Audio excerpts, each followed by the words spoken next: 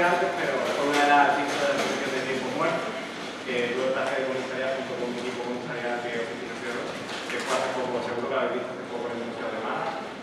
Luego estuve conmigo el máster de aquí, de producción artística, o sea que hemos vivido con mucha aventura también. Y pude ayudar en el montaje de la expo que hablaremos ahora, entre otras cosas. Y Ricardo lo conozco de la vida, de la calle.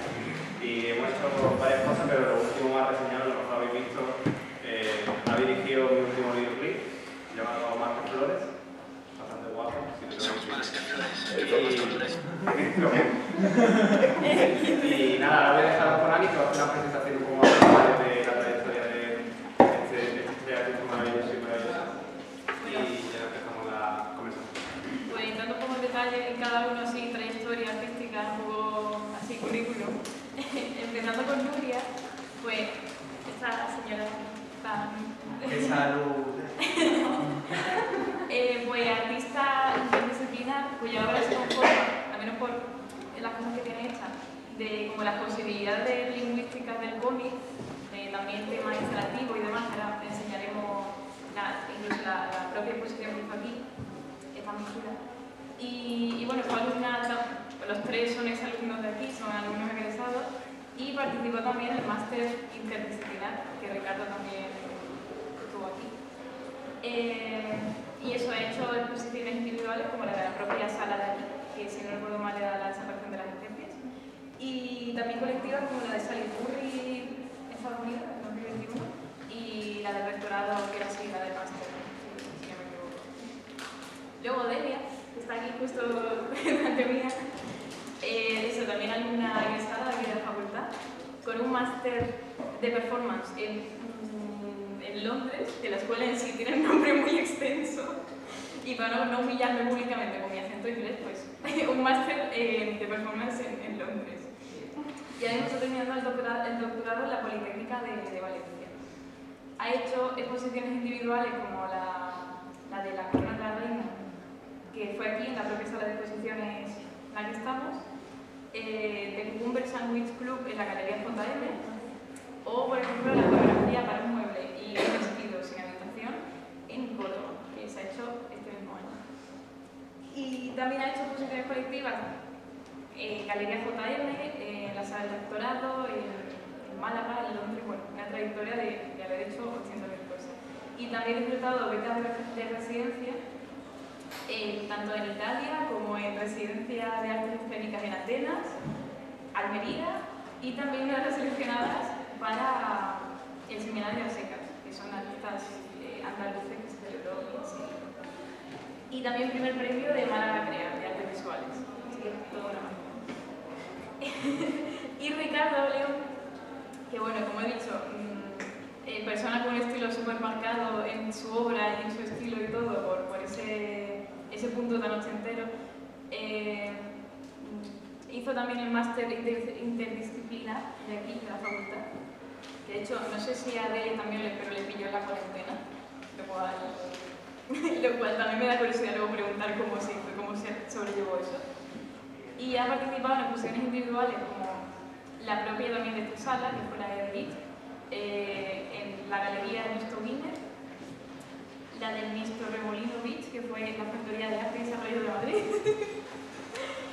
Y bueno, en otras colectivas como del rectorado, también de Justo Binder, en Jaén, en Málaga, y becas residencia como la que está ahora mismo, que si no me equivoco ha venido expresamente solo para dar la charla, de la de la residencia. Y después de todo esto, pues ya empezamos a interpretar un poco más dinámico. Bueno. Es como raro, ¿no? Estamos detrás.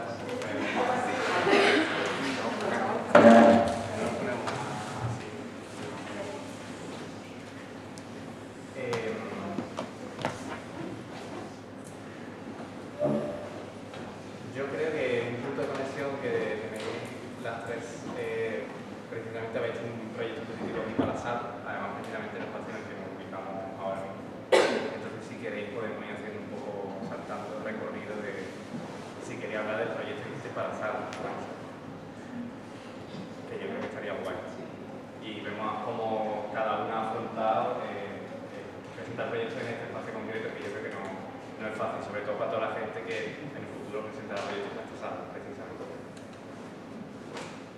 Pues, ¿quién quiere ser primero? Bueno,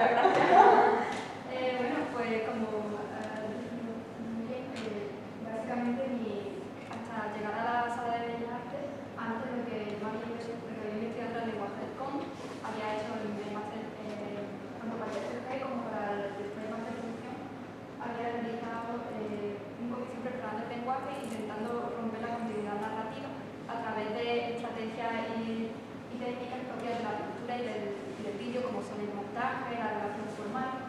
Entonces, eso desde el principio, más que al final, porque entonces ahí está el cómic que yo realicé para la producción interdisciplinar, que esa cuestión de la actriz sobre el cortín rosa, que si va pasando, empieza con un dibujo así de tintas y muy clasicote, pero pronto rompe esa continuidad lineal y estilística para ir tocando la información y juego todo el rato con la perspectiva del lector que está leyendo. Y claro, el problema era de cómo llevar esto a la sala de la facultad, ya que siempre había trabajado con las dos dimensiones. Es cierto que había trabajado muy bien el ritmo, era la parte clave un poco de lo que estaba haciendo, pero siempre con el papel, con las dos dimensiones. Y nada, pues ahí, a ver que tarda menos en hablarlo, pero sí, claro, Rosario siempre me he probado con la factura, con la propia mecánica, con la televisión. Y ya, esto es el primer interdispositivo, que fue lo de Stanley Kubrick. Aquí me suena un poquito en el montaje, me quedo como algo así, pero claro, tiramos siempre a las dimensiones y las salas, en muchas salas, así que ahí. Entonces, para llevarlo a las salas dispositivas, las claves fueron jugar un poco con la factura del medio, que es la fotocopia, el material barato, y que al final es lo que define el cómic, y también con cómo intentar sumergirte en esas viñetas. Y todo el rato que yo comenté en la ahí están los bocetos que se llevan en la sala. Y también, no sé, destacar que probablemente aquí están de acuerdo en el hecho de que la sala de Bellas Artes es muy especial por la distribución que tiene, porque hace un recorrido, tiene una vueltecita, y eso en todas las partes de San no se deja. Y nada, pues al final ahí está, no sé si alguno lo habéis visto, porque eso fue en noviembre del año pasado, pero bueno, en noviembre del 2020. Y no sé, ahí se entra, hay como un papel así en el suelo pegado, y ya un montón de viñetas que son televisiones, se puede jugar con el sonido, que no había podido jugar. Y nada, como siempre el cartón, la librería, el cómic obviamente para que se vea, y nosotros no sé qué pasa. En ese que de lejos se ve bien, se ve como un collage muy bonito, pero después de cerca son fotocopias del concentro, y así todo el rato con la mala calidad y lo que es el órgano de comunicación y ese tipo de materiales que trabajamos.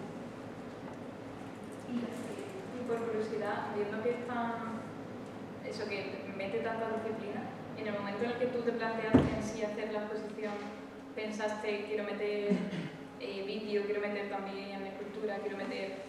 Pero es que sí, como ya de por sí, cuando jugaba con el papel simplemente, la clave, la estrategia que yo utilizaba para construir narrativa era usar los modos de hacer de otras disciplinas. Entonces, el hecho de, por ejemplo, meter vídeo era muy natural. Fue como la conclusión lógica. Al hecho, lo que más me costó fue llegar un poco a construir la unidad a partir de usar todos los materiales relacionados con el papel y con la necesidad. Era más porque al final, como el hecho de que tantos medios y tantas cosas, como que no había una unidad a nivel de cohesión a la hora de los primeros intentos de llegar a eso. Y el tema de recorrido, ¿cómo planteaste? Porque es un poco quizá en la proposición, pero ¿cómo planteas así el recorrido de la sala? ¿De dónde? Porque quizás eso, los puntos visuales que digas, ¿cómo utilizas quizás los puntos más centrales de la sala para, por favor, Claro, pues sí, yo lo planteé como si fuera básicamente el recorrido propio del cómic. De hecho, intenté meter como un poco, por ejemplo, cuando se empieza, intenté meter elementos como al principio de esa primera página allí y al final, al final, por ejemplo, de Rosario, también la pregunta de Rosario al final, esa primera escena de los pájaros, de los pies, del principio, también todo el rato vamos con la expectativa. Porque cuando no entiende esa cuestión de la especie, llega y se ve, por ejemplo, para la encuesta, la pregunta de los pájaros, uno se espera que la exposición va a ir otra vez. Y en el momento en que se retira, que ve a el jinete y igual que Sésamo, pues completamente estar todo el rato rompiendo esos códigos de accesibilidad de lo que uno espera que va a venir de la sala, pues de hecho es como un cómic llevado a la sala de accesibilidad. Claro, a mí esto me parece un puntazo porque yo creo que muchas veces da miedo cuando te ofrecen un espacio tan grande. Sobre todo para personas que trabajan con formatos que son muy pequeños, si trabajas cómic o haces dibujos que son como A4 o A5, o incluso gente que hace vídeo como que no tiene una fisicidad o no sé, cuestiones que luego en sala como que te hace sentirte chiquito, ¿no? Chiquito, ¿no? Como, hostia, yo he hecho un cómic guapísimo, pero es que un cómic en este espacio es muy difícil de trasladar, ¿no? Yo creo que un gran esfuerzo por tu parte, por la parte blanca que yo comisaría y tal, fue cómo trasladar el cómic al espacio. Entonces, los bocetos, por empezar, me encantan. Sí, los bocetos son increíbles. Entonces, yo te quería preguntar, aunque ya lo has comentado un poco por encima, pero sí queremos profundizar un poco en esto, el tema de qué era lo que más te preocupaba a la hora de trasladar el cómic a la sala, o qué fue lo primero que dijiste, vale, me tengo que centrar en esto primero, porque es lo primero que hay que solucionar, o lo que más problemas te dio. Pues, a ver, a mí personalmente, uno de mis mayores problemas fue la espacialidad, porque estoy acostumbrada siempre a trabajar con las dos dimensiones. Es verdad que, como que ya para cuando tú presentas el proyecto final de interdisciplinar, cuando tienes que presentar el TCM, ya tiene que haber una fecha positiva dentro de tu pero a mí eso ha sido una cosa muy humilde en comparación a todo el espacio que me estaba ofreciendo. Y sí que es cierto que me costó mucho, sobre todo a la hora de llevarlo a los televisores, cómo distribuirlos, porque yo siempre estaba pensando en un plan y no en el plan. Y por eso al final acabé haciendo tantos bocetos, porque es como que no había manera de pasar eso. Pero al final lo único que hice tantos bocetos que cuando llegué aquí casi me convertí un poco en la directora de montaje y tuve absolutamente tu pitch trabajando para mí y ya está. Completamente, es verdad. Entonces, quien estaba allí que se acuerda, porque posiblemente digamos trabajando, preguntando, no sé, había aquí como 10 12 personas todos los días. Que eso es clave en los montajes, los desmontajes, siempre se trata de traer mucha gente. Siempre que vayáis a montar, llevar mucha gente para delegar, porque es como un momento de mucho estrés, tenéis que montar un par de días y hace falta siempre gente que ayude. O sea que esa idea de una persona que dirige. Claro, eso es claro, completamente fuera de lugar. La realidad es que si no fuera por un pueblo no se montaba aquí, lo que se monta siempre. Si quieres luego volvemos al cómic. Vamos a ir viendo cómo. Vamos con Denis si quieres. Igual no quiere. No sé cómo lo puede decir. Aquí está como un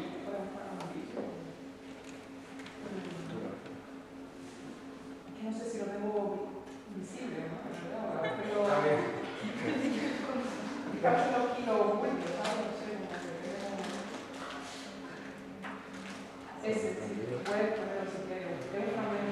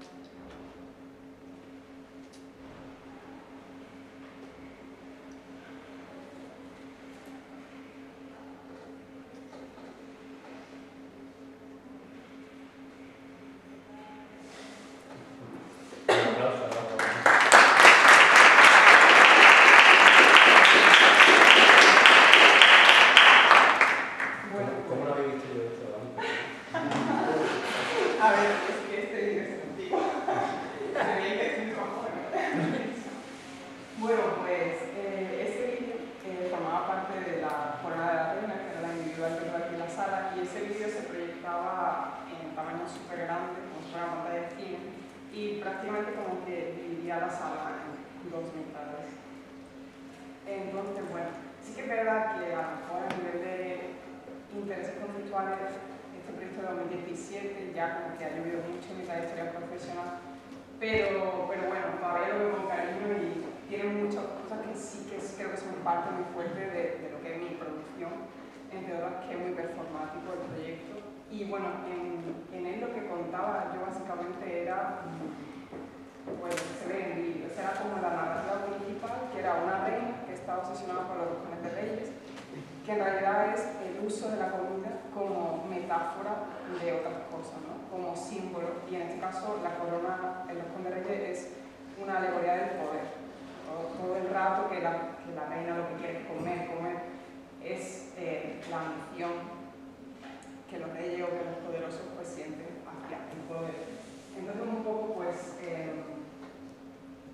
lo que yo hago a lo largo de toda la exposición es hablar de esa relación entre la figura del ciudadano, del precario y la figura del poderoso, como esa lucha. En el vídeo, por ejemplo, se puede ver que la figura que yo represento es la de la doncella, la criada, y la otra chica pues la reina, que es, no sé si la habéis visto bien, pero la corona que lleva es de cereales americanos redonditos.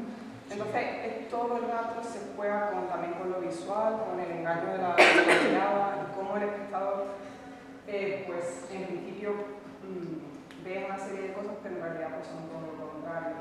La corona está, por ejemplo, expuesta detrás del vídeo, no sé si hay una foto de la señora. Aquí se puede ver, es que no, en el Instagram ya ahí se puede ver la pantalla grande donde se ve el vídeo y detrás en una peana aquí en la cuesta, de hecho esa por ahí, estaba la corona. Entonces, claro, eso, la corona, yo en esa época también estaba con el tema del cartón, me gusta mucho la idea de los precarios, monté un altar donde estaba la corona y desde lejos con esa iluminación parecía como todo muy royalty, como todo de lujo. Y realmente cuando te acercabas pues veías ese engaño de la corona de cereales y un vídeo justo en esa pared de ahí donde se veía a la propia reina ya totalmente frustrada y dándose cuenta que no iba a llegar a su expectativa comiéndose su propia corona con leche. Entonces, bueno, digamos que el recorrido era entrar y ver como la historia de esta reina, que en el vídeo es que era todo como una proyección de vídeos. Ver una proyección con la historia de la reina y luego pues, según tú ibas como dándole vuelta a la sala pues te encontrabas con ese desenlace que todo es parodia, o sea, era una exposición absolutamente cómica y también con ese punto de la sátira que en realidad es político y tiene mucha enjundia que es por eso político, ¿no? Disfrazado como otra pieza que tenía, por ejemplo, el CSP. En realidad lo más importante eran como las proyecciones de vídeo y estas piecitas eran como acompañamientos de esa narrativa. El vídeo sale en uno de los vídeos, es un peine antiguo que contiene una prensa en una mano y un peine maravilloso que podría aparecer en un cuento de princesa, vamos, o sea, estaba bordado con flores, tenía como un mango de oro y yo lo monté en una especie como de soporte que es roja. Entonces, bueno, en realidad esta exposición era compañera de otra que se realizó al mismo tiempo en Columna JM, que es una galería de arte, no sé si conocéis, y eran fábulas. Esto era una fábula y la otra pues era una otra fábula.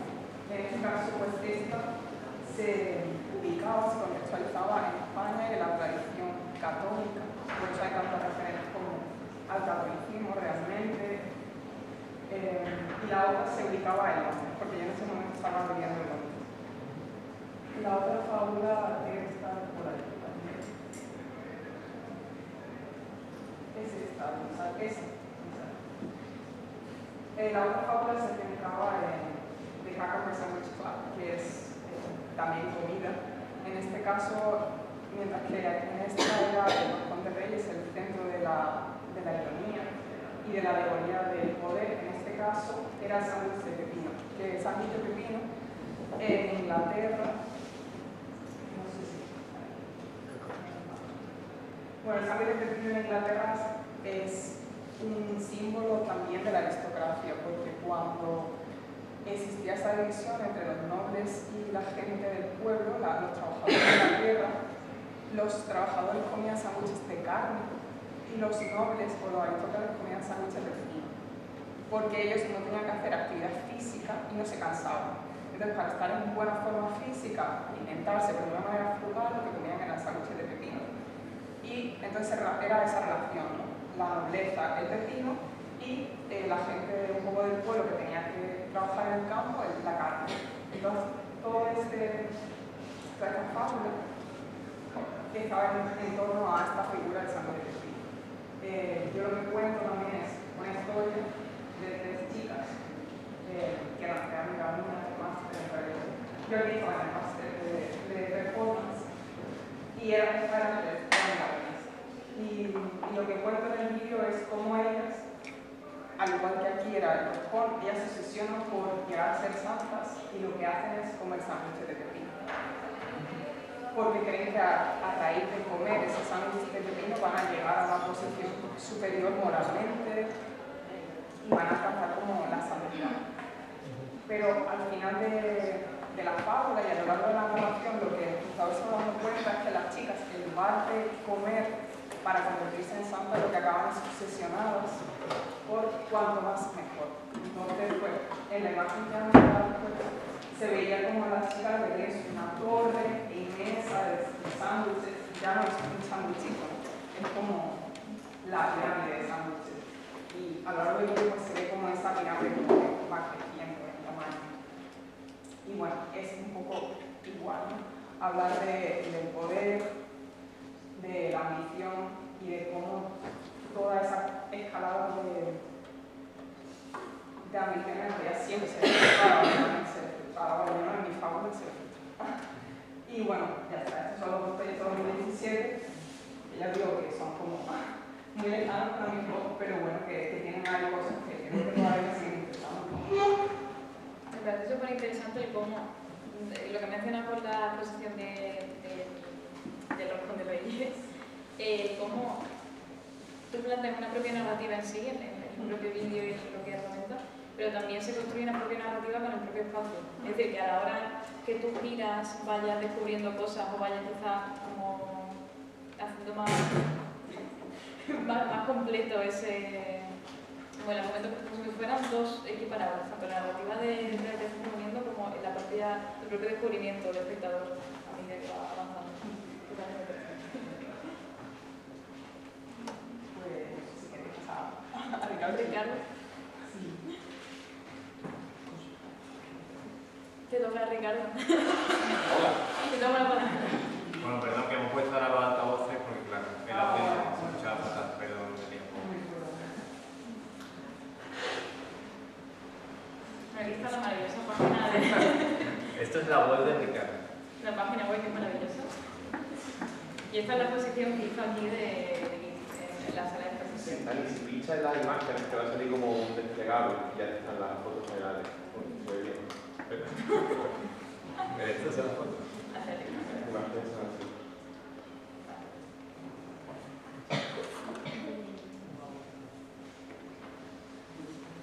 Bueno, no sé si os pilló esta exposición por aquí. Esto fue en 2018. Ya están en el patio todavía. Sí, el legado. Y yo creo que lo que compartimos aquí es que hemos intentado abarcar el espacio de una manera como que no sea tan bidimensional, que un poco cuando venimos aquí vemos todas estas paredes blancas y decimos, uy, qué grande es esto, ¿cómo voy a poner aquí el dibujillo, el cuadro aquí? Me ha quedado como muy ridículo. Pero yo creo que podéis ver aquí como otras formas un poco más alternativas de abarcar el espacio, que realmente, aunque haya elementos en la pared colgados, también se juega mucho con lo que pasa en medio. En mi caso, uno de los pilares del proyecto era ese, porque me gustaba que el propio espectador, a la hora de entrar en la sala, pudiera divagar un poco por toda esta... Si por una foto general, para que se vea. Podía divagar entre las piezas que eran televisores con vídeo porque esto surgió del TFG, que era una serie de vídeos junto con las muñecas esas, y los vídeos al final acabaron lo que daba sentido a la obra. Los demás eran como un complemento que servía para que a nivel narrativo el espectador, deambulando, pusiera orden un poco a los acontecimientos de esa película que estaba sucediendo. Entonces no había ni principio ni final, eran todo un mismo tejido narrativo fragmentado en capítulos pequeños, que si quieres ahora ponemos algunos. Y también me gustaba mucho el hecho de que, bueno, pues que ampliar un poco cada imaginario, como podéis ver, las muñecas son un concurso de química en la narrativa, el videoclub también tiene mucho que ver con... Por ejemplo, todas esas carátulas las hice yo, porque cada una de esas carátulas es el capítulo de la película, cada capítulo de la película. Y bueno, en general pues, también había un sonido ambiente, era como un ambiente, un environment, ¿no? Como se suele decir. Y lo que me gustaba era eso, como cada vídeo también, de cada vídeo de una cosa bidimensional, que es una tele, una proyección o lo que sea, surgen otras piezas como escultóricas, como pictóricas, como que al fin y al cabo saca un poco el vídeo pues, lo más objetual. Y bueno, pues como ya he dicho, pues los vídeos también, si quieres, pues con algunos así, pero fotitos que son muy escandalosos. Ahí podéis ver también que esa es la página web también un poco exprofesa, igual que el catálogo, que me gustaba el hecho de que también fuera parte de la obra. No me gusta que se explique de la obra porque creo que la obra tiene que hablar por sí sola. Entonces también, pues, si pinchas alguna de las carátulas, pues te desbloquea un... ¿Alguna otra referencia? Cualquiera, da igual. Ese es el primero. Entonces, cada una de esas páginas web, pues, bueno, también es muy dominiana, ¿no? Muy novela, todo esto. Entonces, todo tiene mucho que ver, está todo mezclado, el vídeo con el código, la escultura con la pintura, con el found footage también, con el objeto encontrado, ¿sabes? Entonces, como que todo tiene un poco loco. Ahí está el vídeo ilustrado, sí, claro.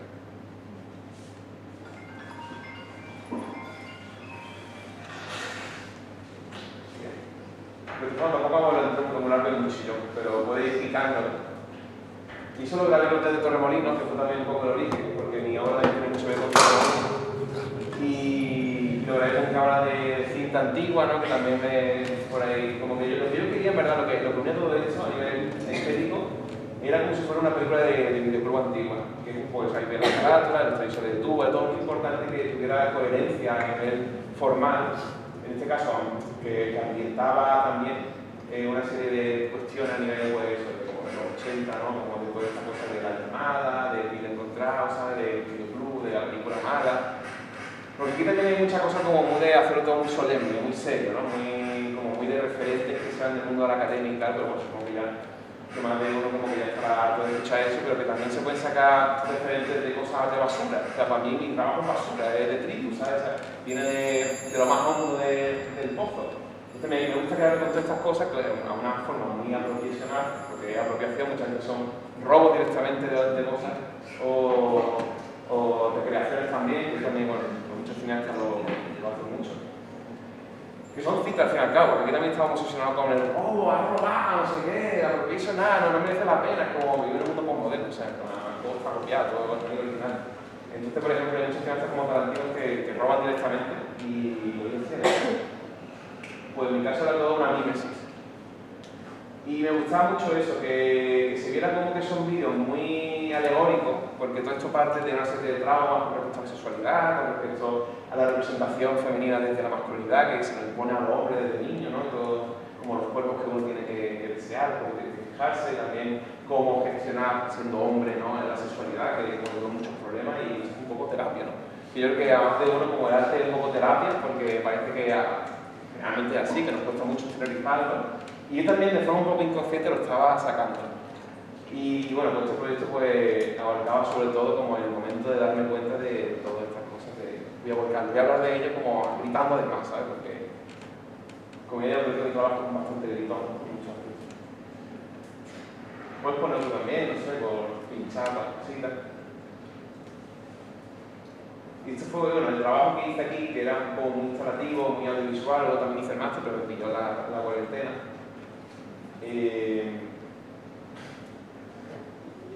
También todo eso aquí como que también está bien lo de ir contando. Porque o sea, para mí el archivo es muy importante. Yo tengo un archivo en mi ordenador de imágenes, de GIF, de todo lo que hay.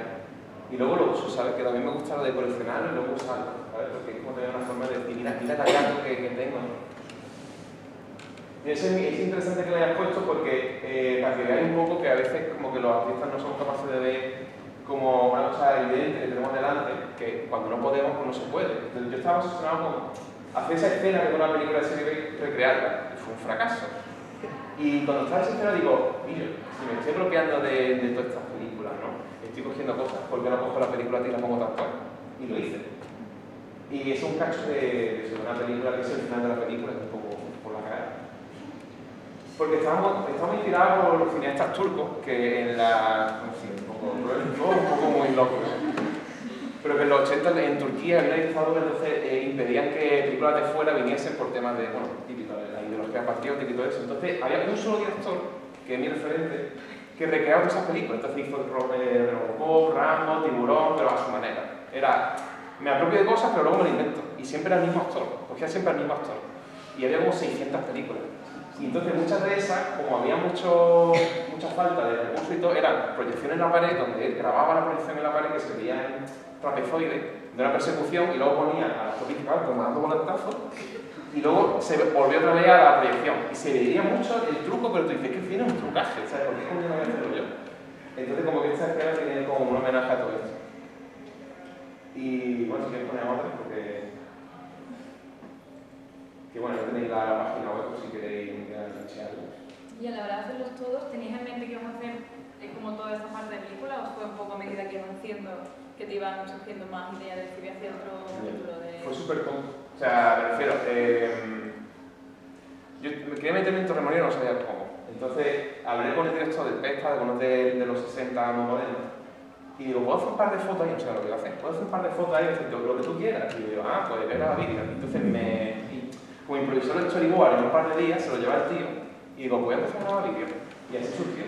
Ese es el vestíbulo del hotel. Que bueno, eso lo hice con un carrito de la compra que tenía por ahí. Que a veces como que también cuando hacemos, no sé a ver aquí cuántas hacen audiovisuales, pero que no hay falta, que nosotros no podemos hacer una producción cinematográfica con un dolly ahí que va ahí con unos raíles, aquí los que tenemos ahora que son estos. Y sin usar estabilizador ni nada, si tenemos cámaras de mierda, pues hacemos cámaras de mierda. También es interesante cuando la cámara también habla. Por ejemplo, aquel que usa un pincel o que usa paleta cuando pinta, también se nota mucho el cambio de factura, porque todas las cámaras que tenemos se tienen que adaptar a una cámara cinematográfica. Cuando es una cámara, una webcam de esta de Logitech, de USB y grabar una película, ¿sabes? Y es que como que hay muchos clasismos dentro de audiovisuales y creo que también es importante que los cacharros hablen por sí solos y dejen su factura, ¿no? Sin ningún tipo de cortapisa. Yo también me gusta mucho usar cámaras antiguas porque con la óptica que tienen, porque no abarca todo y tengo muchos problemas a la hora de grabar estas películas, porque las cámaras antiguas tienen un boquete así en blanco y negro, o sea, ¿cómo va a componerse? Entonces hubo mucho metraje que descarté, pero bueno, obviamente eso no lo recomiendo. Eso fue porque era yo muy fluido. Y bueno, todo eso estaba grabado en el hotel porque como que se ve peor que el pinta, ¿no? Como que lo que quería era una cosa como muy alegórica, muy simbólica, que el espectador también interpretase. No me gustaba que fuera una película como muy machacada, sino que el espectador se plantaba delante y dijese, ¡ay, hay símbolos! Muy linchano todo, ¿no? David Lynch, que es mi referente también, y me gustaba mucho pues esa mezcla de esa repetición de ciertos objetos, de ciertas canciones, ciertos personajes que también tenían su representación a nivel dentro de ese sueño, porque este proyecto para mí era un sueño, si puedo resumir, era un sueño, una pesadilla un poco extraña, ¿no? Y bueno, muy, pues, como de su padre y de su madre, como también un poco zapping, ¿no? Como pillar recursos de muchas maneras. También es interesante que sepáis que no todo tiene que estar igual hecho, que se pueden tener otras facturas, se pueden tener otro tipo de cosas, misma coherencia, no tiene que estar todo grabado de la misma manera, tiene que estar todo pintado de la misma manera, ¿sabes? Es como no tengáis miedo a la hora de mezclar cosas que a priori parecen disparatadas o que parecen como... Creo que en esa mezcla surgen cosas muy bonitas y muy interesantes, ¿no? que es hibridación. Que yo creo que en el trabajo a nivel administrativo también se notaba mucho, a nivel de esa hibridación entre lectura, entre cultura, entre vídeo, entre proyección, televisor. Además, creo que había mucha chatarra por allí en la sala, que había como reproductores por una esquina, había montañas por otro lado, ¿sabes? Y eso me gustaba mucho, como... No sé, como que creo que la instalación, como decía el Camarón, la instalación total era un compendio de muchas cosas y que al final separada en sí una tontería, que la instalación recoge todas las artes, todas las disciplinas, ¿no? Lo que pasa es que yo luego se pone como muy pedante a decir que la instalación total era como el arte total, ¿no? Que no había otro problema. yo no pongo ese. Cada uno puede estar más cómodo al final de ahora. Y bueno, pues estos vídeos estaban por aquí pululando, con la música también, la gente me coge silla y sentarse delante de los vídeos para verlo. Era un ambiente un poco para estar. Y no sé, ¿a paso por esto o seguimos en esto? Ahora que hemos visto como el aporte que habéis hecho cada uno y cada uno en esta sala en concreto donde estamos ahora, yo creo que una cosa que, aparte de lo que ya es evidente que tenéis en común, que hemos hablado de cómo os habéis acercado al espacio, también me parece muy curioso que una cosa que se repite es el tema del humor, la sátira o una ironía, ¿no?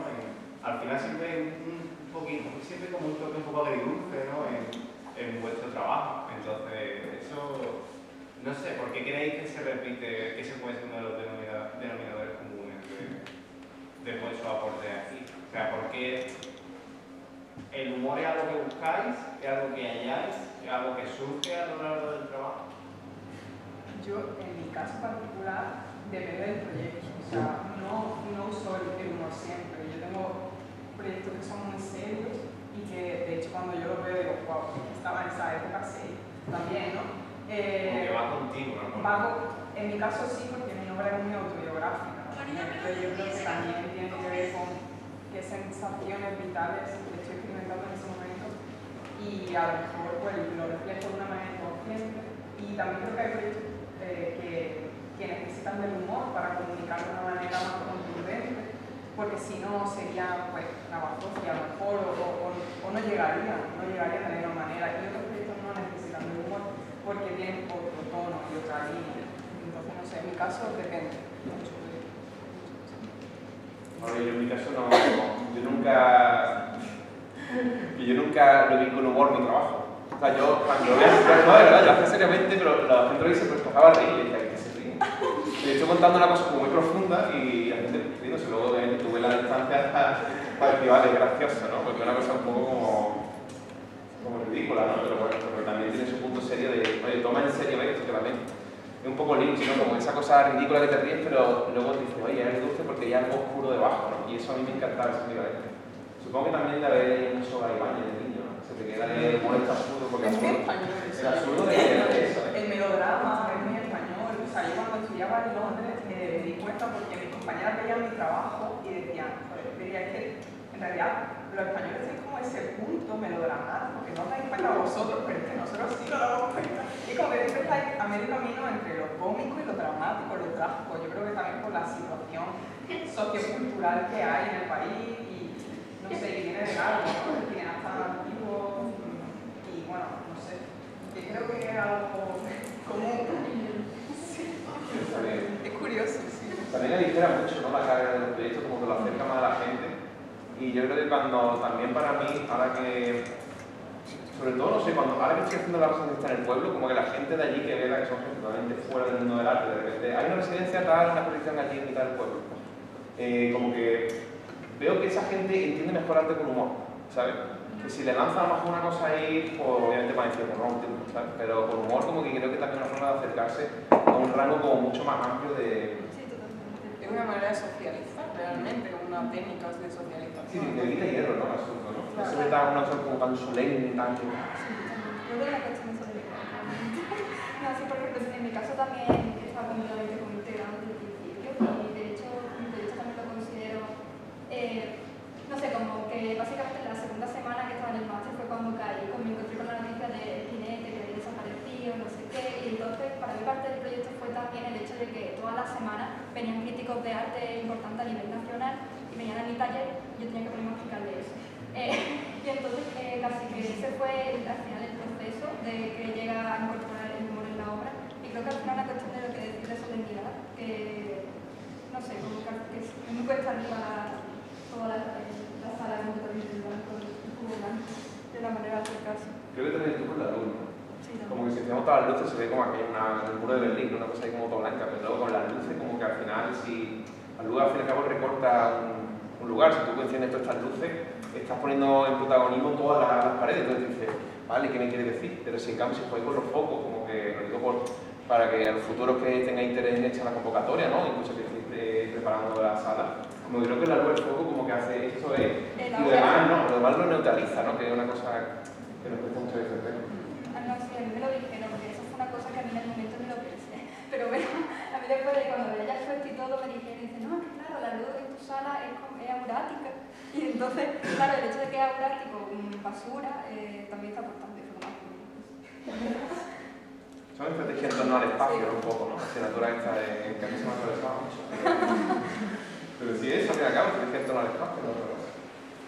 Sí, también yo creo que es importante que si tenéis la oportunidad de, y queréis, ¿no?, exponer aquí o en cualquier sala, que toméis esa exposición como un proyecto vital, como vuestro espacio, vuestra casa, ¿no? Porque al final no tiene nada que ver que en clase hagáis un cuadro, una escultura, una performance, que es un momento aislado, ¿no?, que luego vaya a vuestra casa, que la oportunidad de tener estas 4 paredes para vosotros, que va a estar aquí un mes y que es de repente vuestra movida, ¿sabes? Vuestra movida que va a estar aquí un mes y que la gente va a entrar y va a decir, wow, no sé, se ha construido una atmósfera en una habitación vacía y eso, como que lo veáis como construir vuestro universo en un espacio que también, no sé, como que es muy bonito, que todavía a lo mejor no habéis podido tener la oportunidad de verlo, pero que os cambia un poco la perspectiva del arte y de la producción, porque imagino que también muchos de vosotros no queréis ser artistas, por así decirlo.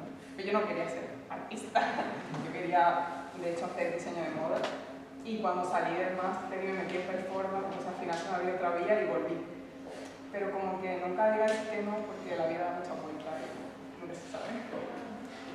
Es muy interesante eso que has dicho, porque creo que cuando, que esto me repito mucho, ¿no? Porque siempre lo digo, como que cuando estamos en la facultad, está en los 4 años lo tenéis que sacar, tenéis que ir ya a volar, y como, espérate, aquí tenemos una oportunidad de eso, que tú has dicho, unas 4 paredes de puta madre, ¿sabes? Aquí hay un montón de cosas que, al fin y al cabo, eso es lo que compone nuestro currículum, porque nuestro empleo no es acabamos la facultad y como medicina, ¿no?, que hacemos las prácticas y nos metemos ya, sino que lo nuestro es, nuestra carrera como artista se empieza a gestar en la facultad ya, y el portfolio que nosotros creemos aquí, la obra que creemos aquí, eso luego juega a nuestro favor en el futuro cuando salgamos. Entonces, por un lado, no tengáis tampoco mucha bulla en salir de aquí hasta que no sintáis como satisfechos, ¿no?, de decir, pues mira, he hecho un proyecto que yo creo que puedo defender fuera de estas puertas, ¿no? Porque al fin y al cabo, esa cosa de quitárselo del medio creo que no afecta positivamente a la obra artística. Y si encima tenéis aquí, pues eso, un estudio, que los TFG dan estudios, o tenéis unas exposiciones como esta, que también es muy apañada, son fotos para vuestro portfolio, ¿sabes? Más allá de ver en el currículum, son fotos en el portfolio que luego cuando presentéis a convocatoria, cuando presentéis a becas, cuando incluso gente de galerías privadas, coleccionistas, te pregunten, tú tienes que tener una buena imagen, tienes que tener también no solo el cuadro o la obra que tengáis vosotros como por excelencia, sino cómo ese cuadro está en un espacio, y eso también ayuda mucho. Un portfolio de solo cuadros, al fin y al cabo, en alguna estampita, ¿sabes? Si veis esos cuadros en un espacio que ya los coleccionistas, las becas o los jurados vean que ya tenéis experiencia a la hora de abarcar un espacio, se va a abrir mucho más puertas que una persona que solo tiene cuadros colgados en la pared, ¿sabes? Y yo creo que eso hoy día también es muy clave que lo prefiera elaborar lo antes posible, más que correr un poco en sacar la carrera, sino que trabajando nuestro currículum desde que el currículum al fin y al cabo el portfolio, no es otra cosa. Y que sean convocatorias también. Sí. Que sí, luego las convocatorias como que al principio siempre te van a decir que no, y no porque tu obra sea mala o tal, es como que a veces estamos inmaduros cuando echamos las cosas y no sabemos cómo hacer un portfolio, cómo comunicar nuestros proyectos, pero es una cuestión de tiempo. O sea, que si de verdad os interesa esto, que no paréis y que echéis cosas y os mováis y conozcáis a gente y al final, pues poco a poco, vayáis consiguiendo cosas, muy poco a poco, pero se puede hacer. Os van a decir que no muchas veces. Sí, sí. Pero eso no es, o incluso más que no, van a decir a lo mejor tu trabajo es flojo, o que si lo hicierais por otro lado sería mejor, como oído solo. Sí, oído solo. Porque hay mucha gente que piensa que por estar un jurado o ser coleccionista se cree más que nadie, cuando esa gente a lo mejor viene de fuera del mundo del arte. Y sois vosotros los que tenéis que saber qué es lo que es vuestro trabajo, ¿sabes? Que una cosa buena, que una cosa que honesta, ¿sabes? Más lo que digan los coleccionistas. Si me permitís, ¿han salido la imagen de ahí? O sea, eso fue una oportunidad que todo el mundo me dijo, o sea, como que la galería Justo Giner de Marbella me... Dale para abajo, más para abajo. A ver, más para abajo. Ahí, la galería esta de Justo Giner, que es una galería privada que me contactó para hacer una exposición, pues claro, yo también supe que yo en esa sala de exposiciones, que además el galerista es una persona que está como, tiene fama de pintor, de pintura y un poco de escultura, pero sobre todo de pintura, porque a la feria es que va a ser de pintura y todo eso. Yo sabía que aquí no podía montar lo que monté en la exposición de aquí, ¿sabes? Pero también un poco saber adaptarse a las salas de exposiciones que os toque. No es cuestión de decir, no, es que si la sala no hay en forma de L, no hago nada. Es como, también tenéis que saber la forma como de manipular y de manipular. En este caso yo tenía muy poco maniobra, porque era la sala blanca, que Clarissa tampoco quiso que yo pusiera la pata arriba, y bueno, pues dentro de lo que cabe, pues también hice un proyecto que yo lo considero también, aunque no tuviera que ser instalativo, era muy histórico, pero que tiene mucho que ver con las atracciones de feria, y es lo que yo siempre quería pintar, porque cuando a mí decían, yo quiero pintar esto, claro, al final esto lo veía, y me estaba en la cabeza, ¿no? Pero era una cosa que yo siempre quise pintar, lo de las pinturas de feria. Entonces como que al final lo conseguí plantarlo allí en esa especie de ambiente tan solemne de galería de Marbella con todo el mundo, y no sé, me gustó mucho. Es que también es un trabajo de archivo, ¿no? Que al fin y al cabo, si te pones a mirarlo con detenimiento, es un trabajo que tiene mucho que ver con lo que yo estoy haciendo, ¿no? Yo no quiero decir que a la hora de adaptarme a ese espacio como que hubiera traicionado mis principios, sino que también es otro prisma de vuestro trabajo, que creo que también sería aconsejable que empezarais a tratar, ¿no? Como que tener diferentes prismas para saber dónde adaptar cada uno de esos prismas o caras de vuestro trabajo a diferentes oportunidades que se os brinden. Yo creo que una cosa que ya se trató en la última sesión, pero es que tenéis un perfil muy diferente con respecto al último invitado, es el tema del vacío que hay tras la carrera o tras el máster, ¿no? Como terminamos y aquí qué, ¿no? Como ya comentaba Ricardo, la idea de tener prisa por salir. Ricardo es el primero que tiene muchas ganas de quedarse. Dilo. ¿Cuánto tarde de que está por aquí Carlos? Puedo decirlo, ¿no? Que tardé como 2 años en sacarme el TFG. En la carrera, al final entregábamos un año que repetí por la cara también. Tardé como 5 o 6 años, o 7, no me acuerdo cuánto era, en sacarme la carrera. Y lo digo con todo orgullo, ¿sabes? Porque yo realmente no he estado jugando en ningún espacio. Como yo estaba en un espacio de biblioteca, que son maravillosos, que hay gente cuando podáis. Una especie de 4, pero nunca vinieron. Entonces yo era para mí la especie entero para mí. Entonces yo estaba yo me gusto que nada, llegó un día Rocío y me dijo, oye, tienes que ir ya. No puedes estar más tiempo aquí. Ya. No, pero bueno, pues me doy. Con la taza de los Miguel. Ah, sí. Sí, todavía. ¿En serio? Bueno, yo lo que quería preguntar es cómo habéis afrontado ese vacío que queda después de salir de la facultad, si queréis pegar por un bien, en la que... Sí, lo que le En mi caso, pues tengo pero sí, a ver, al final la realidad también. La pues estamos opositando. Claro, no pasa nada. No, sí, pues ahora mismo estoy en la fase básicamente de eso, de al final de esas convocatorias y a ver qué puede y así, simplemente. Sí que es cierto que al menos yo recomiendo mucho que, como dice Ricardo, que eche mucho tiempo en la facultad, porque es verdad que el espacio y el tiempo y los compañeros que tenéis aquí es completamente privilegiado. Es una vez que sales estás completamente solo. Y es verdad que tú puedes quedar con la gente y puedes hablar, pero tú tienes un sitio donde poder estar trabajando y tener todo el rato online, donde tener esa manera de estar colaborando, eso es completamente especial y algo que he hecho muchísimo de menos. Y bueno, a ver si lo puedo recuperar. Porque así no. Estoy positiva, esa es la realidad.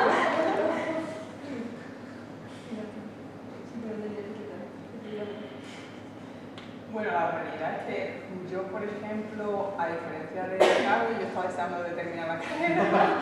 A ver, yo fui una alumna que pasé de una manera muy buena, o sea, tuve muy buenas notas, me fue todo muy bien aquí en la facultad, pero yo necesitaba volar, necesitaba irme. Y estaba también con mis padres, en fin, yo sé lo normal de esa edad, y yo cogí y yo terminé en junio mi TFG y me fui. Y eso, yo con una expectativa de no mirar atrás, y yo no quería saber nada del mundo del arte, entre comillas, ¿no? A pesar de que me había ido muy bien. Y me fui a Londres y estuve 3 años allí. Y es verdad que bueno, una cosa que os digo es que me di cuenta de que el nivel que hay aquí en Málaga es brutal, que tenéis que saber apreciarlo, porque sé que es difícil cuando estás dentro apreciar eso, pero es importante que lo hagáis, porque realmente nos creemos que esto es Málaga y los compañeros no sé qué. No, aquí hay muy buen nivel, los profesores hay de todo, pero muchos profesores son maravillosos y les van a enseñar cosas que nadie más os va a enseñar, porque son la leche. Y eso, pues, yo qué sé, también los compañeros, lo que decíais vosotros, vais a tener unos compañeros que os van a dar feedback, que os van a generar un ambiente, un clima súper positivo en clase y que es muy difícil de encontrar fuera cuando termina incluso a nivel de máster. Y bueno, yo cuando terminé mi máster sí que me entró una microdepresión porque no sabía muy bien, el mundo que te rodea te abruma porque de repente has hecho una carrera que no te ofrece muchísimas posibilidades rápidas de trabajo. Es muy complicado, vaya a terminar la carrera, veamos con un mundo salvaje. Y bueno, yo qué sé, creo que realmente sí que hay muchas posibilidades laborales y muchas opciones, pero hay que saber pues encontrar la que a cada uno pues venga mejor. Yo descubrí la docencia y estoy opositando también, pero no por desesperación, estoy opositando porque mi trabajo artístico es muy poco comercial, no quiero cambiar mi forma de trabajar y yo asumo que jamás voy a vivir del arte, ni quiero. Entonces es una opción la verdad, ¿no? Yo no quiero vivir del arte porque eso me quitaría libertad y yo quiero ser, pues, yo qué sé, yo hago lo que hago por disfrute personal y eso. Que yo encontré la docencia, trabajé de ello, me maravilló y estoy opositando para escuelas de arte, así que no sé, que no os frustréis, que intentéis ver lo que a cada persona le llena y no intentar daros golpes contra la pared, una cosa que a lo mejor pues sí o no, depende. También está el mundo del diseño, es maravilloso, no sé cómo. Bueno, que siempre vaya a tener creo que un mini golpe de realidad, porque aquí está en una burbuja. Pero bueno, no sé, poco a poco. Me da la sensación que también lo ha mencionado Ricardo, que como el proceso de quizás plantear una exposición en esta sala, que es literalmente tener vía libre, hacer cualquier burrada que se te ocurra dentro de los límites, en contraste quizás cuando ya sales fuera y tienes que limitarte a decir, vale, que tengo que poner en una sala en blanco y poner 3 cuadros pegados a la pared, como que tienes la limitación de no poder hacer como una instalación y todas esas cosas. Yo imagino que Guilla te o no tener la opción de hacer eso, es que te pueden pasar muchas cosas. Pero que aquí está mejor que en un sitio, vaya, básicamente, en el segundo. No, pero es lo que tú dices, yo también vi a nivel cuando estuve de Erasmus, que me fui como a Milán, a la Pinacoteca de Brera, que era como una cosa como, no, la Pinacoteca de Brera. Y allí el nivel era bajísimo. O sea, yo llegué allí y era como pintura, daban 4 profesores diferentes, cada uno a su manera, porque llegué en una y había una proyección de videoarte, era como, y pintura, y no, aquí es muy abierto. Bueno, y cada clase había como 100 alumnos, y para que te viera el profesor, tardaba un mes en verte, porque era todos los alumnos en fila india, y el profesor no daba clase, era solo tutoría, horas de tutoría. Y claro, éramos un montón de gente ahí reunidos y al final era como primero, pero durante 4 años. Y ahí yo vi como la bajona de decir, hostia, de verdad mi facultad no está normal. No, que yo me encontraba con mucha gente, como que todos los típicos reventadores que dicen, esta facultad es una mierda, me voy a ir, este no me enseña a pintar, no sé qué, es como, a ver, a lo mejor aquí no enseñamos a pintar, pero sí enseñamos otras cosas, ¿no? A nivel, por ejemplo, de proyectual o que cada facultad en verdad tiene su fama, pero nada, Sevilla tiene su fama. Pero yo no hablo de esto tan malo, ¿sabes? Yo creo que también porque en general, no solo aquí, nuestro día a día, bueno, en general estamos acostumbrados a la queja, Sí. Y yo también el otro día comenté, y lo vuelvo a comentar, que muchas veces me he encontrado como que criticamos a profesores, en plan, escuchar que esté criticando a un profesor o una profesora y te pregunta, pero ese profesor te ha dado, ¿sabes? Y como no, pero me lo han dicho. Digo, tío, no haces, ¿sabes? Y a lo mejor la experiencia con ese profesor o esa profesora es como leer un libro o una película que te dice, hostia, pues es un golpe de realidad, pero después te cambia la vida. Y a lo mejor te quedas preguntado 2 meses después de tener esa asignatura con ese profesor, pero después dices, hostia, pues ese profesor, me acuerdo dado por ese profesor de lo que aprendiste, ¿no? Totalmente. Yo creo que los rapapolvos y los suspensos son como mucho más positivos que los aprobados, de verdad. O sea, mi tesis que no hubiera surgido si no hubiera sido porque Miranda me cateó, ¿sabes? Me mandó a septiembre.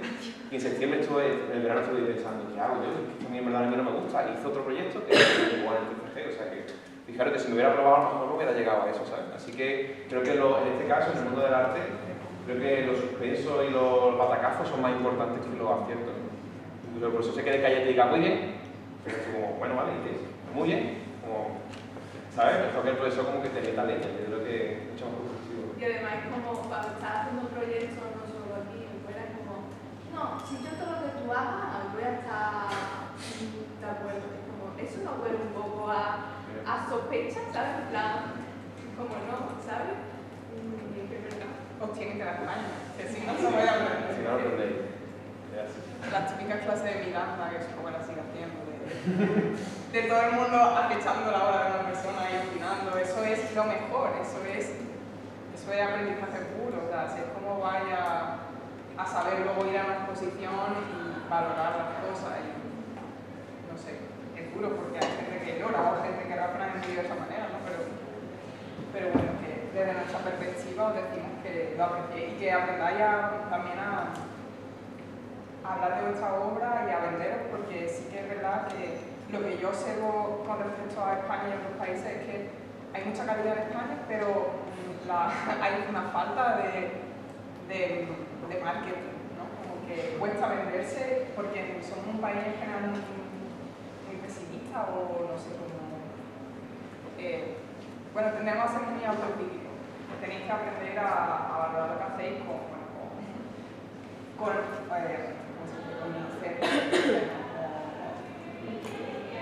humildad, pero que no os dejéis vapulear por otra gente que se cree superior. Calidad dado de la mano de buena comunicación y saber vender. No sé si makes sense. No sé si tiene sentido ahora porque a lo mejor estáis todavía en tercero o cuarto, no sé qué curso estáis. Pero bueno. ¿En segundo? Bueno, ya está. Es que muchas de las cosas que estamos diciendo creo que no llegáis a entender. Yo creo que por lo menos aquí hay algunos que estamos en tercero. Vale. Ya tenemos como la cosa de, bueno, en el TFG, acabamos la carrera. El tercero es el peor. Sí, lo estamos viendo. A partir de ahí, cuarto.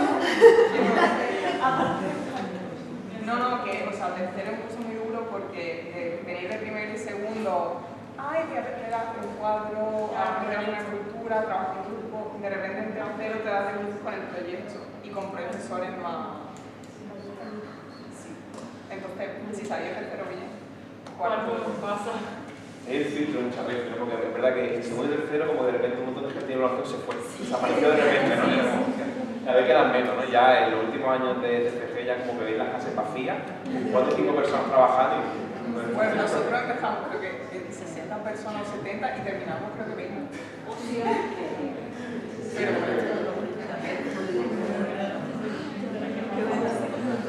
Pero que el mundo del arte es así, ¿eh? Aquí que no corre vuela. Cada año que pasa van descolgando artistas porque es verdad que es insostenible, aquí en España es insostenible con el arte. Bueno, yo ahora si queréis podemos abrir ya como... Ya está siendo, ¿no? Pero inicialmente, ronda de preguntas... bueno, y que los de segundo, de primero, de primero, que ya no entenderéis en algún momento. Es que yo pensaba que se dice cuarto o algo así. Sí, aprovechar que están aquí por si queréis preguntar cualquier cosa, alguna duda, algo que os preocupe o que queráis saber de su trabajo. Al momento, por ahí. A ver, cuando salís de aquí, toda la hora de la facultad, a mí una cosa que me cuesta mucho es ponerme a hacer cosas. Porque supongo que como todo el mundo. Bueno, estoy aquí, pero Hacer las cosas. Entonces aquí es algo que me machaca mucho durante el verano, porque es como, voy a hacer un montón de cosas. Y de hecho estoy pensando en un montón de cosas ahora, que hacer en verano. Pero, claro, luego a la hora de la verdad, para organizaros, esto viene a decir, para organizaros los tiempos al salir a la facultad, porque aquí tenemos una entrega tal y cual, por mientras investigo tal y cual cosa, organizarte los tiempos en torno a un proyecto, ¿no? Pero estamos hablando de tercero por un proyecto solo.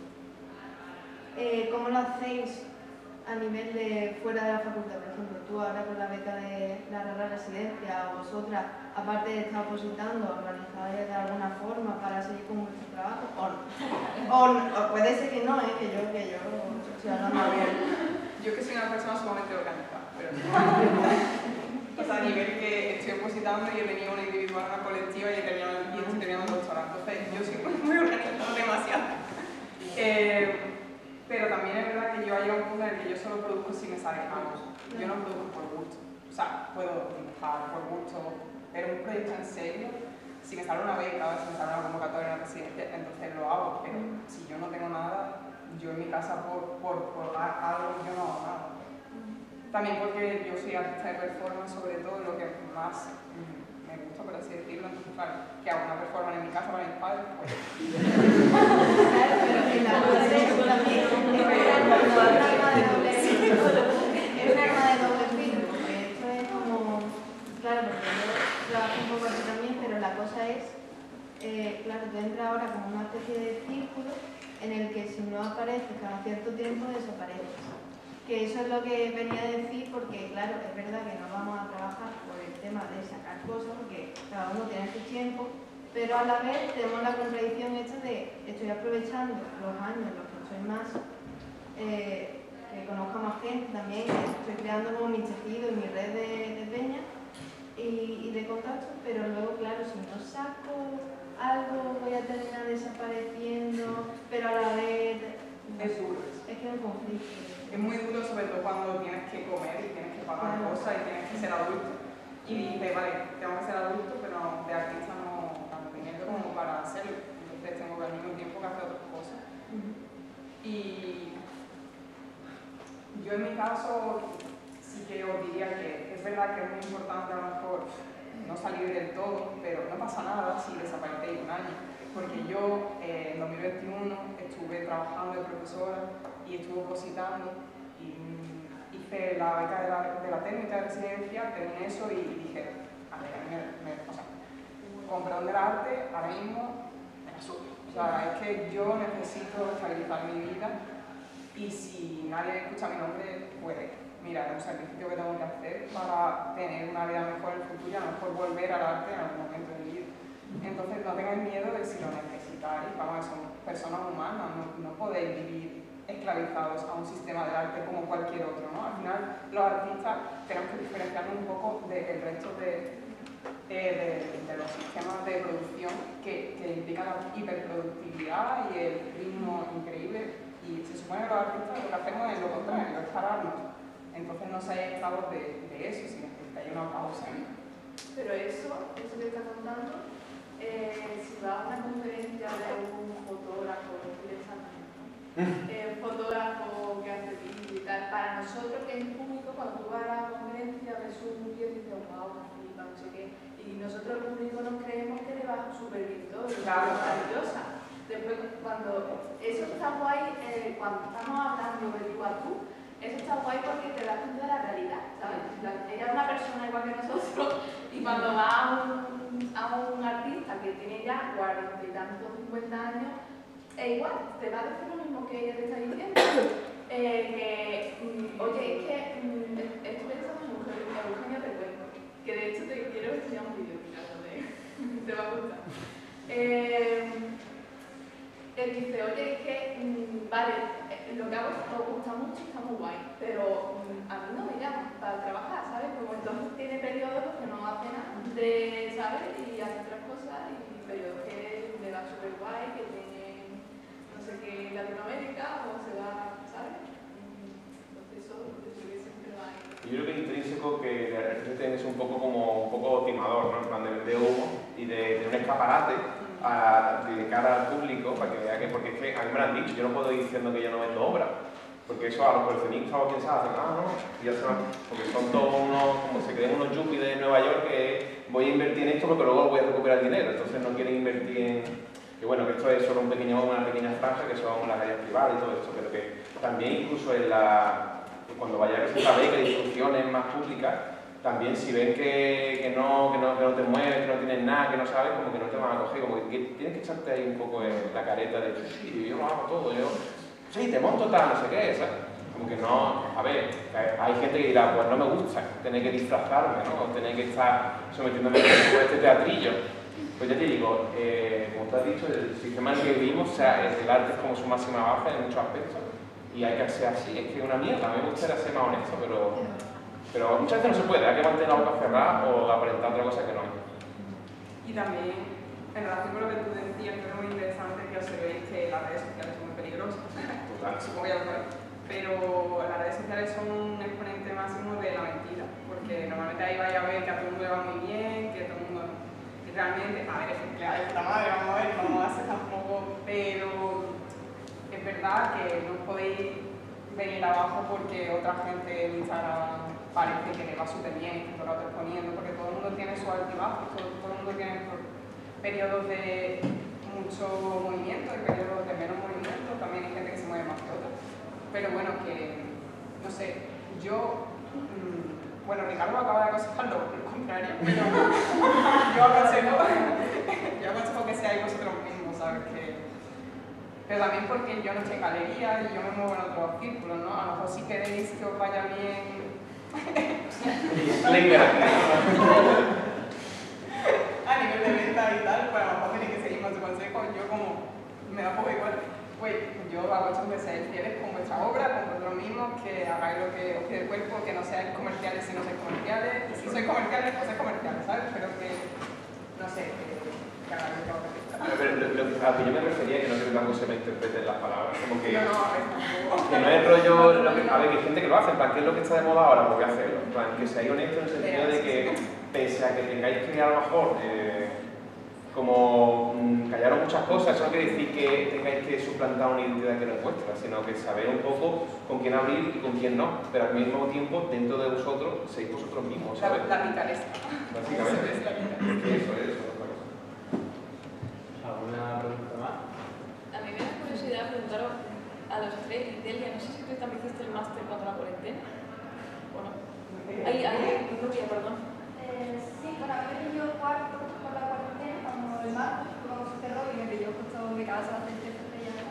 Es que me da curiosidad preguntaros, tanto en parte el cómo vivisteis quizá o el máster o estos últimos años en vuestra casa, tener que limitar la producción en comparación aquí, como también a la hora de eso, de siendo los tres personas que os ampliáis tanto en temas positivos, en temas de voy a hacer un proyecto y lo voy a hacer lo más grande que pueda y lo más ambicioso que pueda, tanto en cuarentena, que tenéis que trabajar en vuestras casas, imagino, o también cuando salís de la facultad, que tenéis que también que trabajar en vuestras casas o en estudios mucho más limitados.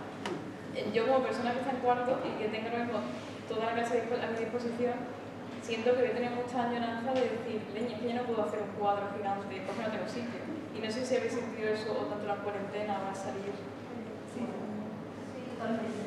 De hecho, aunque bueno, mirándolo en modo positivo, a mí me vino muy bien porque es cierto que me dirigió mucho mi tema de investigación, porque es verdad que yo empecé como la investigación de lenguajes del cómic, porque por eso yo acabé tercero y había estado produciendo lo que se suponía que tenía que producir por el talento de Bellas Artes. Y entonces ese verano tuve como un momento de replanteamiento, pero ¿qué es lo más honesto? ¿Qué es lo que yo quiero hacer? Y fue lo que yo quiero hacer. Y así que cuando llegó cuarto empecé a hacer cómic y me empecé a mezclar lenguajes y todo eso y fue lo que surgió. Y sí que es cierto que cuando llegó la pandemia en marzo, que fue justo que ya había un mes del 3G, pues fue un poco terrible porque no tenía ningún tipo de contacto con nadie y éramos así realmente como vamos haciendo el proyecto. A mí no solo el desplazamiento de la casa a la facultad se van ocurriendo. Pero ahí me vino muy bien de manera retrospectiva porque empecé a investigar sobre imágenes de internet. Porque al final mi vida se convirtió simplemente en el escaparate de ver imágenes y trabajar con ellas. Y ahí que era el resquicio donde después continué trabajando. Como al final que era la investigación formal de algún medio, eso se limita y queda acaba siendo un juego y ya está. Pero sin embargo investigar la imagen, cómo funciona internet y cómo construir esa vida digital, sí es algo que tiene mucho caldo de cultivo, al menos porque ahora mismo lo tiene. Pero sí que es cierto que fue muy triste. Y de hecho hice el máster de crecimiento disciplinar, lo realicé porque eché de menos cuarto, haberme perdido cuarto, lo eché mucho de menos y por eso lo hice. Solo que también fue un poco triste, porque claro, estaba cerrado los espacios, tenés que con las mascarillas, no sé, era todo, había mucho, ese contacto que es lo que caracteriza a Bellas Artes. Bueno, a mí me pilló en mitad del máster, que al principio me dijeron, 2 semanas va a estar cerrado, vale. Y ya aquello, claro, que llegó ahí la oleada. Y la putada es que nosotros, como hicieron como que no, a ver, es verdad que la gente no sabía muy bien cómo era aquello, pero no nos dejaron ir a los estudios. Entonces, toda mi herramienta y toda la pintura estaba aquí en la pintura y los teles y todo, me lo dejaron en el estudio. Y todo el mundo igual, se confiaba que iba a ser poco, pero claro, en casa fue como, vale, nos tenemos que reinventar. Y hubo mucha gente que es verdad que decían, no, yo hago un cuadro 2x2 o algo escultura y tal, como a veces hay que sacrificarse un poco a la hora de decir, no puedo hacer otra cosa, estoy en mi cuarto, ¿sabes? Tengo que buscar la manera de producir o de al menos adaptaros, lo que yo comentaba antes, adaptaros sin perder la mismidad, ¿no? Y yo creo que eso es importante. En el mundo del arte, el buen artista es aquel que se adapta a cualquier circunstancia, ¿no? Aunque eso también nos dicen en aquel momento y nos cagábamos los muertos de que sea, ¿no? Pero también en las redes sociales, otra cosa que lo has dicho, durante el confinamiento lo recuerdo muy claramente porque todo el mundo decía, mira, los artistas ahora, todo el mundo ahí en casa produciendo, era como una ansiedad y un cargo de conciencia, porque había Instagram y me salían, y yo sé, artistas que cada día una hora y decía, Dios, tío, ¿cómo lo haces? El tema, abuelo, que se instala Instagram, tío. Pero en el Xerox, tío, no paras de pintar y dices, pero ¿cómo lo haces, tío? Y al fin y al cabo lo que volviendo al tema que lo has dicho y me queda un poco la gana de decirlo, que las redes sociales tienen un arma de doble filo, porque aparentan cosas que no son y cuando uno está constantemente subiendo cosas a veces no es tan bueno, porque al final llega un punto en el que se queda sin obra, o al final es como seguir metiendo ruido en una cascada donde al final la gente, o sea, yo no puedo ver lo que ha subido todo el mundo al día porque sigo a 1000 personas. Vas a ver las 3 al azar que aparezcan o los stories de tus amigos que hayas visto recientemente, eso como mucho en Instagram. Entonces al fin y al cabo, ¿qué necesidad hay de estar con ese pepito grillo de decir, tengo que subir una publicación de lo que sea semanalmente o llevo 3 semanas sin subir, como yo? Mejor que sea calidad que cantidad. Porque al fin y al cabo, no sé vosotros, pero yo creo que nosotros tenemos que utilizar como portfolio. Sí, totalmente. Es como que cuando alguien quiere ver tu portfolio, si se encuentra mucho ruido, al final no ve nada. Mejor que sea conciso y diga, y los trabajos que subáis sean representacionales y claro, a nivel de decir, aquí hay una cascada de cosas sin sentido, publicaciones repetidas y tú dices, ¿quién es esta persona? ¿Sabes? Entonces, en ese sentido tenéis cuidado, si tenéis necesidad de subir cosas, pues en stories que duran 24 horas y ya está. Pero los posts, estos ya fijos, mejor que sea conciso y claro, yo creo que para vuestro trabajo, porque al fin y al cabo la página web creo que se ha un poco ya pasado de moda, ¿sabes? ¿Quién se mete en una página web hoy día? Va al Instagram, a mí todo el mundo me lo pregunta, ¿tiene Instagram? ¿En redes sociales? ¡Pum! Es lo más fácil, más cómodo, ¿sabes? Hombre, está bien tener página web, pero la prioridad es a lo mejor el Instagram porque es lo primero que la gente mira rápido, pero la página web no está mal. Y también es un poco arma de doble filo porque como que la gente también quiere cotillear, no ve si estás en activo, entonces también le interesa ver si no estás ahí, ¿no? Sino que estás ahí moviéndote, es un poco mierda, esto es una mierda, o sea, yo lo digo, o sea, esto no es para todo el mundo, o sea, lo digo en serio, pero bueno, hay que tener mucha tripa y a veces es una mierda. Yo me estoy intentando dedicar al arte, que bueno, que no vendo nada, mi ingreso viene de Wallapop. No, sí, vende. Aquí puedo decirlo que estamos confiando en ningún coleccionista ni nada. Pero que yo, a ver, a mí me anda también mucho rapapolvo de decir, quiero vender y no puedo vender, ¿no? No puedo permitirme pagarme las cosas, que también es un gustazo poder decir vivo del arte, pero también hay que trabajar mucho y pelear mucho y no muchas veces sale, pero a veces son por injusticia. Porque mucha de la gente que mueve el mundo del arte son gente que viene de fuera o que son con criterios muy subjetivos. Y dicen, ah, pues a mí me gusta ese. Y dice, pero si tú ni siquiera tiene la carrera hecha. Ya, pero me gusta, como vale. Y a lo mejor una persona que tiene máster y que tiene una obra buenísima, pues se queda sola porque no encaja dentro del mundo del arte. Mira, Sergio Ramos. Es que al fin y al cabo los que coleccionan arte la mayoría son gente con dinero que viene fuera del mundo del arte. Y esa gente como colecciona de forma subjetiva. Luego tienen las instituciones que sí, que son gente que sabe, pero también es un buen nicho meterse ahí en instituciones porque muchas veces no pagan suficiente. Es una cosa como muy de pegarse un tiro, ¿sabes? O sea, no quiero deprimiros, pero que creo que cuanto antes lo entendáis mejor. A mí me costó entenderlo, incluso me costó reconocerlo, pero creo que cuanto antes lo sepáis mejor, porque creo que vais a ser capaces de decir, vale, yo quiero tirar por aquí, por acá. Porque cuando salimos, esto es un desierto. Ricardo, se van a quitar todo de la creo que ella había una pregunta. Bueno, quería daros las gracias por crear este espacio y hablar de estas cosas, porque yo estoy en cuarto y tengo crisis existenciales semanalmente, así que me aclara, está todo ahí. Y aparte quería preguntar que cómo habéis hecho para poner aquí, plan, cómo funciona, con quién tenéis que hablar. La sala de esta sala. Esta sala misma. Hay una convocatoria abierta que cada uno la posible. ¿Lo pueden echar unos que han terminado? Creo que a partir de tercero o cuarto puede ser. Sí, tiene que tener un número mínimo de crédito, creo. Creo que a partir de tercero. Es una convocatoria anual. O sea, sacan una vez al año y a partir historia te puedes presentar, incluso si ya te has ido de la facultad, como era mi caso, si eras alumni te puedes seguir presentando. Eso está pendiente del email de la UNA. O del Instagram. O del Instagram. Pero es verdad que a veces en Instagram llega todo como un poco con retraso. Yo me acuerdo que cuando yo presenté la cafetería, yo vi el post y llevaba, y a lo mejor lo típico, dice, tienes 14 días hábiles, y yo había pasado como 10. Y yo, es como todo muy rápido. Aquí estaba pendiente. Sale en junio. Junio, sí, creo que sí. Junio, tal. Ya mismo. Y eso me ha llevado un dossier con la obra que tú quieres poner, más o menos un boceto, como por ejemplo Tintura, que creo que... Claro, tú presentas un proyecto. Bueno, eso no fue lo que pensé. Bueno, pero si lo podías hacer mejor. Sí, sí, exactamente. Hubo gente que hizo incluso una maqueta, que Juanma, por ejemplo, hizo una maqueta de la sala. Y yo, ¿de Banksy? En plan, y lo vendió, y hay gente que hace 3D, ¿sabes? O se meten así, la verdad. Para mí, no sé. Yo recuerdo que yo presenté mi TFG, pero yo hice otra cosa, o sea, que digamos que presentarte es como para ver quién eres, decir, vale, que esta alumna, este alumno, saben que tiene nivel como para que te pongas para adelante. ¿Y el comisariado? ¿Se encarga el profesor del equipo o lo eliges tú? Pues yo no. Generalmente es quien te llama el TFG, ¿no? Creo que lo eliges tú. Tú puedes elegirlo. Y los textos de sala igual, tú lo puedes pedir texto de sala quien tú quieras. Eliges tú, sí. Otra cosa es que a lo mejor te diga, pues yo creo que por el proyecto que has presentado, la línea de investigación que más te conviene es esta persona, ¿no? Pero siempre intentan que sea alguien del frente. Ya sea profesor o antiguo alumno. ¿Vale? También puedes elegir a 2 personas, no solo puede ser uno solo, también puedes elegir a 2, porque hay muchos que han sido de varios. Bueno, ya tenemos que ir cerrando, desgraciadamente, pero si quiero dar un espacio a una última pregunta, si alguien tiene algo. Es que estoy muy confundida con mi vida. Que, en plan, ¿cómo entraste de los másteres y eso? ¿Cómo os dio por hacer el que hiciste? ¿Y por qué no otro? Sí, por eso. Pues yo, por ejemplo, yo no quería hacer máster de producción porque no tenía ganas de seguir produciendo, entonces me gustó muchísimo la asignatura de Joaquín Ibas de performance, tercero o cuarto, yo le hice cuarto.